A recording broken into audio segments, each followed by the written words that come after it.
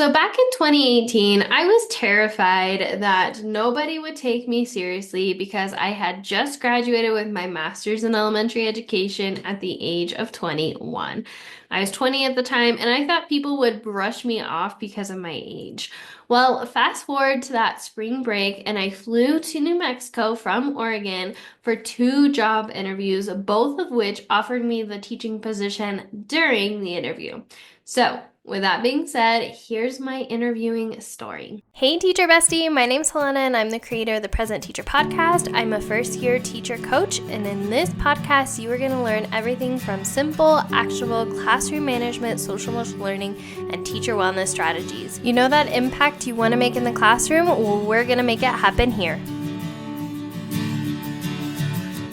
So, when I first graduated, I was really scared. I was the youngest student teacher in the program, and I was terrified districts wouldn't take me seriously. So, I decided to teach younger students and specifically focus on elementary students because I felt like I was too close in age to the older students. But then everything changed.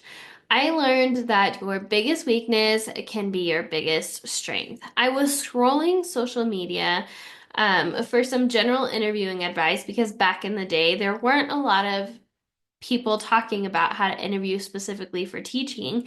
And I ran into this blog that said, when you answer the question, what is your greatest weakness? To answer that question, make sure to turn your biggest weakness into your biggest strength. Then it hit me. I should turn my biggest weakness as to why districts wouldn't hire me into my greatest strength. So this meant my age and experience was what I considered my biggest weakness.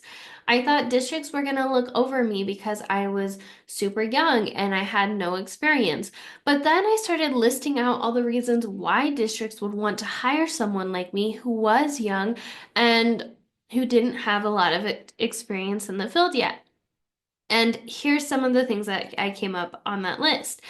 I had new research-based practices. Since I had just came out of college, I had, you know, very recent knowledge on the most current, up-to-date research-based practices for the world of education. Another thing, I'm a quick learner because I'm so young and inexperienced. I heavily rely on learning as I go and learning from feedback. So I'm quick to learn. If you give me something, I'm going to learn it quickly so I can implement it quickly. The other thing is I thrive on feedback. As someone who just went through student teaching and was constantly being observed, I didn't mind being observed. If anything, I actually enjoyed it because that was a way for districts and teachers and principals to get a sense of where I was in my teaching journey and to provide me feedback to become a better teacher. And so the more I told myself this during the interview, the more I believed it and the more confidence I actually gained during those interviews. Other things that I did to prepare. So the first thing was I started to research schools. I didn't want to sound generic and give generic answers, so I looked at the school's missions, the ones I wanted to apply to, and picked values that aligned to me and highlighted those. I only applied to three districts that year, and I got asked to interview at two of them, and both of them offered me the job during the spot. And I really believe it's because of my cover letter and resume. I didn't just give generic answers and send out a generic cover letter and resume. I looked specifically at the missions and values of that school or district and I implemented it and customized each cover letter to really reflect that district's missions and values. And I made sure to refer back to it during my answers. Whenever there was an answer or a question I was asked during the interview that led well to talking about the district's missions or values, I made sure to highlight that during my answers. I also use what I like to call Remy.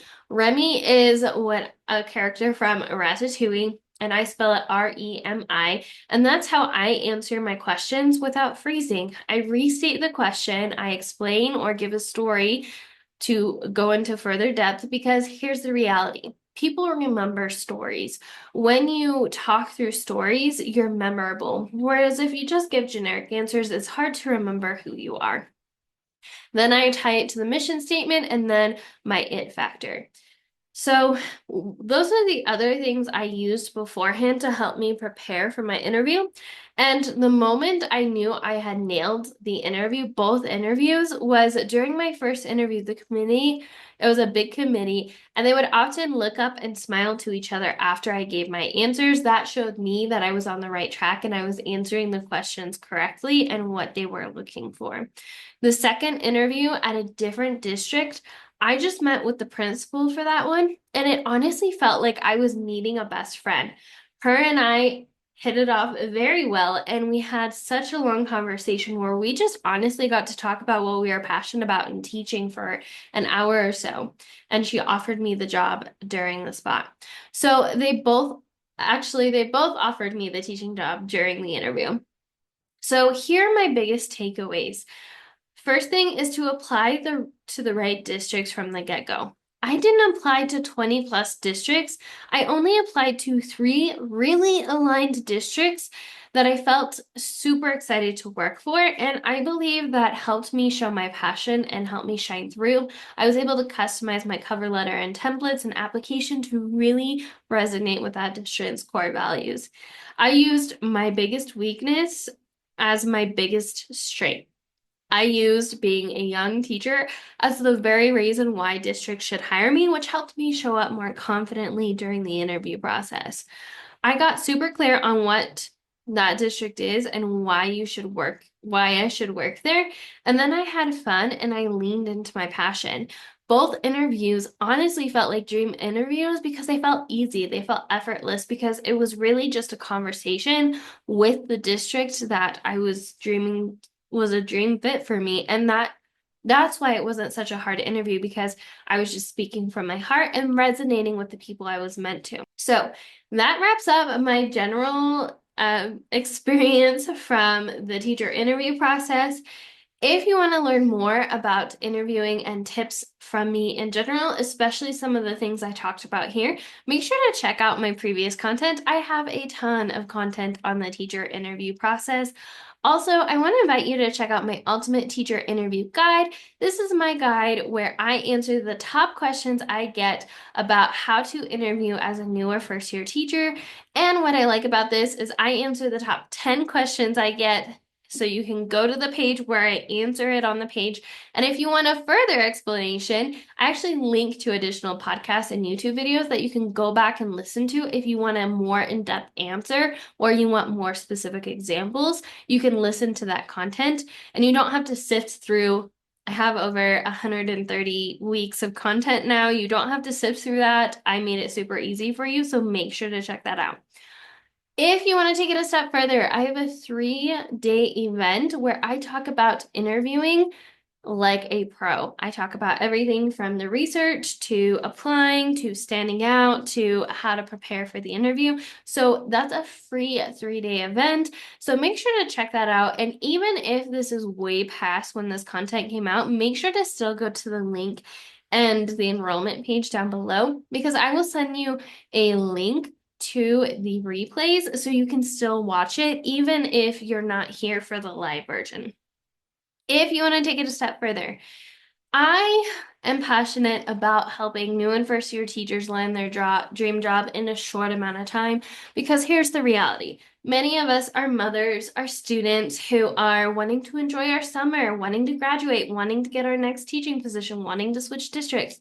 Maybe we're still teaching, maybe we have a second job, and we don't have time to spend months and months looking for a teaching position. We need strategies we can implement now that are potent and are really going to help us align with districts that, like I said, the interview process feels effortless, almost too easy, because you're so aligned that the conversation naturally flows and it gets to be simple and it gets to be fun. And so I took all the strategies I've used to help teachers in the past that I've coached, anyone from a first year teacher who was starting in the middle of the year to experienced teachers who are looking to switch school districts. I took all the strategies from my one-on-one coaching calls with them and I put it into one program called Land Your Dream Job. Land Your Dream Job is my program where I show you all the strategies I used with those particular teachers to help them get their first or next teaching position, but in a single weekend. These are short, actionable lessons that I use that give you the strategy to show up confidently and to make districts feel like you're reading their mind. So, if you want my help all the way from the research phase all the way to the follow-up phase on how to land your next teaching position, make sure to check that out. And I would love to have you join us inside the program. That wraps up my teaching journey. As always, remember, we are stronger together. And I'll see you in the next one, Teacher Bestie. Bye. Thank you so much for joining me on today's episode. I hope that you were able to take away some value that will help you thrive inside and out of the classroom. It would mean the world to me if you could take 5 seconds right now and leave a review on this podcast. And if you found this podcast especially helpful, make sure to take a screenshot of this episode right now and tag me on your socials to let me know you're listening. As always, remember that we are stronger together with all the love in the world. Helena, aka the President Teacher. See you next time, Teacher Bestie.